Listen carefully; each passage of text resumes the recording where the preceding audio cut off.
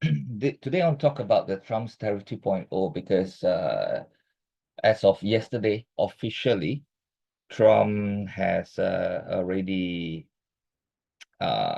continued, unlock the tariffs on the Mexico as well as Canada, plus adding another 10% on China.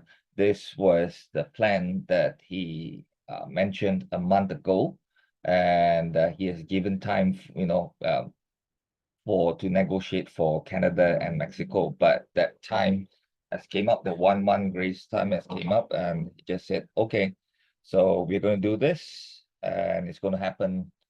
And it happened yesterday. It started yesterday. And on top of that, he added another 10% for China, right? So the measures include a 25% tariff on goods from Canada and Mexico, and an increase from 10% to 20% on select Chinese imports, which took effect yesterday. So these moves come at a time when the US economy faces a more fragile inflationary environment compared to Trump's first term, leaving investors deeply concerned about the broader market implications, right? So what's happening right now is that, of course, the affected nations are retaliating. So unsurprisingly, China, Canada, Mexico have vowed to retaliate against the US tariffs. China's Ministry of Commerce has already stated that it firmly rejects the new duties and is considering countermeasures, which could include high tariffs on US agricultural products, particularly soybeans. Okay, because in 2023, US soybean export to China accounted for 22.3 billion, making them a prime target for retaliation. Additionally, China has already imposed a 50% tariff on US coal and liquefied natural gas, an industry that saw 19.3 billion in US exports to China last year. Meanwhile, Canada's Foreign Minister Melanie Joly announced retaliatory tariffs worth 155 billion, with an immediate 30 billion levy on consumer goods like pasta, clothing, and perfume. Mexico has also indicated its intent to impose countermeasures, but has not yet disclosed specific actions as of writing, right? So what do you expect? Definitely there will be investor anxiety and market brace for impact. The stock market has responded negatively to the tariff announcement, with investors fearing an escalation into a full-blown trade war. On the day of Trump's comments, all three major US indices tumbled. Dow Jones Industrial Average negative 1.4%, S&P 500 negative 1.75%, and Nasdaq Composite negative 2.6%, right? So with the critical April 2nd deadline approaching, investors are preparing for heightened volatility as the global economy braces for potential supply chain disruptions, increased production costs, and inflationary pressures.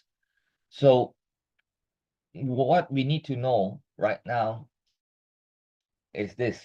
Now, the Treasury Secretary is saying that, this time is going to be different, and the US could survive this, and inflation won't go up. Everything will be balanced. So we need to see more. But before that, I think it's also important to know how different is Tariff 2.0 versus Tariff 1.0 when he first came in, right? So Trump's latest tariff plan diverges significantly from his 2018-2019 trade war strategy in both scale and economic backdrop. Number one, economic conditions has shifted. In his first term, between 2018 to 2019, when he started this tariff implementation, inflation was historically low, allowing tariffs to have a minimal immediate impact on consumer prices. Now, current conditions, inflation remained above the Fed's 2% target, with interest rates elevated. Higher tariffs today directly threaten to exacerbate inflation, something that could further hurt consumer spending and business sentiment. So we need to know this condition that we have right now. Now, other than that, the tariffs that were implemented, how broad-based were they? Now, during his first term, tariffs were more selectively applied, primarily targeting industrial and technological goods to minimize consumer impact. Now, one of the things that Trump targeted in the beginning was the solar panels, right? So this could actually minimize consumer impact. Now, this time, tariff hit across the board, including Canadian energy products, though capped at 10%, signaling a more aggressive stance. And don't forget, when April the 2nd comes, he is going to basically put on tariffs on a broader base, not only to Mexico, Canada, China, but the rest of the world. And that includes Europe as well. So this time, things could be different. So there are risks or escalation and retaliation clause. Okay, the escalation risk and the retaliation clause. This is also one more important thing that we need to look at, especially the retaliation clause. Now, Trump has inserted a retaliation clause into his latest tariff orders, meaning that if foreign governments impose countermeasures, the US will immediately escalate further tariffs. Okay? Now, this tit-for-tat escalation cycle increases the likelihood of a prolonged trade war, unlike the negotiations-based resolutions of the first term.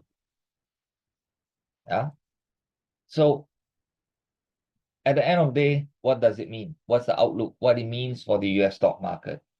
So with Trump's aggressive trade policy returning, investors are now assessing whether the economy can withstand another trade war under today's high inflation environment. So if countries like China, Canada, and Mexico respond with tariffs of their own, the US could face retaliatory levies on key export industries, leading to, number one, increased costs for US companies that rely on imports. High inflation pressures that could force the Fed to delay or reconsider rate cuts. So we need to look at the FOMC meetings, the minutes or during the days when it's released, how is the Fed dealing with it? And all these words, very, very important, okay? Potential disruptions in supply chains hitting US manufacturing and tech industries. So tech would suffer. That's why when you saw the announcement, right, of all the three broader markets, the Dow, the S&P 500, Nasdaq was the one that fell the most. Okay, so tech would be hit hard by it. So for now, the market may consolidate or continue to decline until after April the 2nd, as investors gauge whether this spiraling trade conflict worsens or not. So we might see this happening in the US stock market.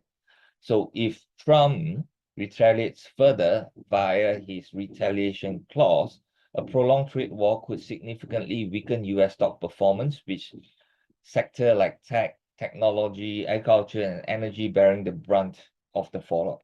Okay, so we need to take note of that. So ultimately, whether the S&P 500 and broader market can weather Trump's tariff 2.0 depends on how far global retaliation escalates and whether the Fed can navigate inflationary pressures amid a new wave economic uncertainty. So this is something that we need to understand. Now, understand that the Treasury Secretary has said that he's going to manage it well. But I believe, when it comes to situations where the things is really, really bad, then Trump may be forced or you know, on the negotiation table to get something or just a better deal rather than just keep on pushing tariffs higher, because you know, it's not going to bring any good to the stock market, especially when he is so concerned about the stock market. So if he were to increase, he may do it gradual, like what he's doing to China, and up to a certain point, then slowly decrease it when things are balanced. Also, there are so many possibilities right now, so it's best let's approach it one at a time, knowing that Trump, he is just different. He makes decision is rather fast and spontaneous as well, so that makes predicting his next move a bit complicated sometimes at times. Okay, so let's see. With that, that's the support report for today.